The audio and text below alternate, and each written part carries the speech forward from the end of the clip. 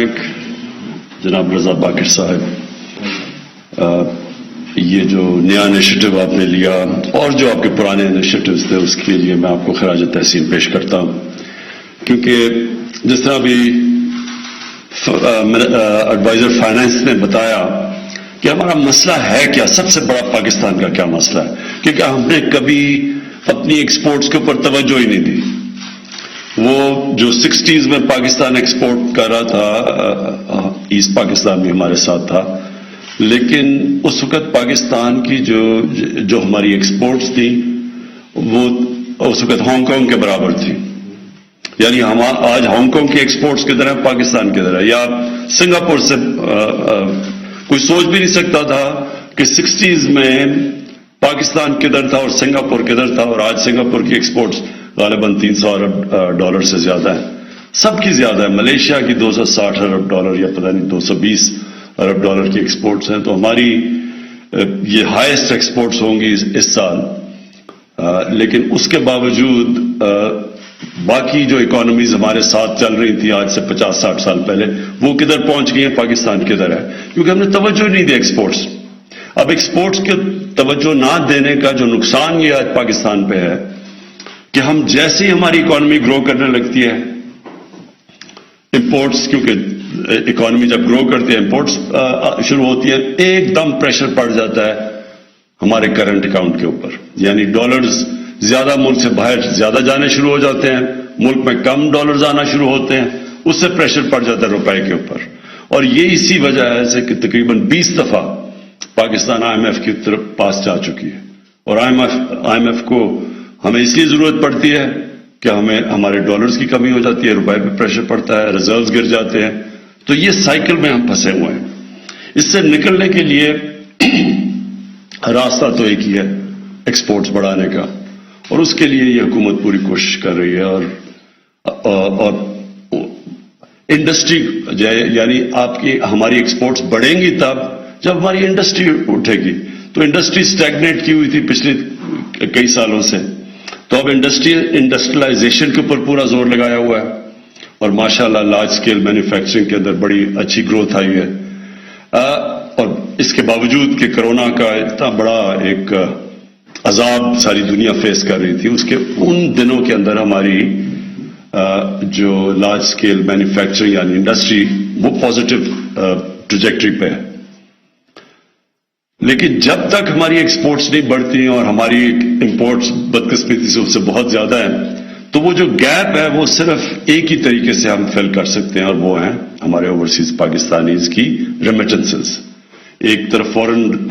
Direct investment है और उसके ऊपर भी कोशिश कर रहे हैं, लेकिन असल जो अभी तक सबसे ज्यादा हमारी गवर्नमेंट को मुश्किल वक्त में सपोर्ट किया वो हमारे ओवरसीज पाकिस्तानीज की रेमिटेंसेस है। और ये रेमिटेंसेस में एक तो ओवरसीज पाकिस्तानीज का मैं हमेशा समझता हूं हमारा सबसे बड़ा असासा है, लेकिन उनके हमने जो स्टेट बैंक ने इंसेंटिव्स दिए उससे भी बहुत हमें फायदा हुआ। रोशन डिजिटल पाकिस्तान, उसका फायदा हुआ, और अब ये जो नई सोनी धरती एक नया इन्होंने इंसेंटिवाइज किया है कि वो बैंकिंग चैनल्स के थ्रू हमारे ओवरसीज पाकिस्तानी पैसा भेजें, तो इसके लिए भी मैं रजा बाकिर आपको खराज तहसीन पेश करता हूं, क्योंकि ये बड़ा हमें बहुत पहले कर देना चाहिए था। मुझे अफसोस तो ये है कि हम 3 साल के बाद कर रहे हैं। हमें आते साथ ही गवर्नमेंट में इस तरह के इंसेंटिव्स देने चाहिए थे कि जो भी पाकिस्तानी बैंकिंग चैनल के जरिए पैसे भेजें उनके लिए हम इंसेंटिवाइज करें, उनके लिए हम जिस तरह फैसल जावेद ने बड़ी तफसील में बताया कि कितने हमने उनके लिए सहूलतें पैदा की हैं जो भी बैंकिंग चैनल के जरिए अपना पैसा भेजेंगे। मैं जो अगला जो हमारा प्रोग्राम है, और एक तो शुरू हो चुका है, हमने ओवरसीज पाकिस्तानीज के लिए रोशन डिजिटल के जरिए घर भी खरीद सकते हैं या अपने घर बना सकते हैं या प्रॉपर्टी में पैसा लगा सकते हैं। और मैं जहां तक जितना मैं ओवरसीज पाकिस्तानीज को जानता हूं, सबसे ज्यादा वो प्रॉपर्टी के ऊपर या वो रियल एस्टेट में या वो ये प्लॉट्स के ऊपर पैसा खर्च करते हैं, ज्यादा इन्वेस्ट उधर करते हैं, और उनकी कोशिश ये होती है कि वहां से बाहर से यहाँ पैसा बनाएं और यहाँ के पाकिस्तान में अपना घर खरीदें या घर बनाएं। तो उसकी वजह से ये सबसे ज्यादा इन्वेस्टमेंट आती है हमारी प्रॉपर्टी के अंदर। उसमें हम पहले तो ये मदद कर रहे हैं कि रोशन डिजिटल के जरिए वो डायरेक्ट प्रॉपर्टी खरीद सकते हैं, और वो फिर उनके लिए ये भी होगा कि वो जो प्रॉपर्टी खरीदेंगे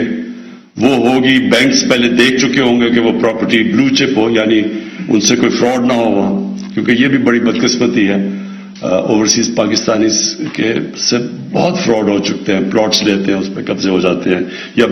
जाली स्कीम्स बनी हुई होती हैं, हाउसिंग स्कीम्स, उनके अंदर वो इन्वेस्ट करके नुकसान करते हैं अपना। तो इसलिए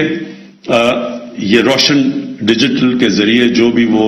रियल एस्टेट में इन्वेस्ट करेंगे, वो कम से कम उनको ये पता होगा कि बैंक्स ने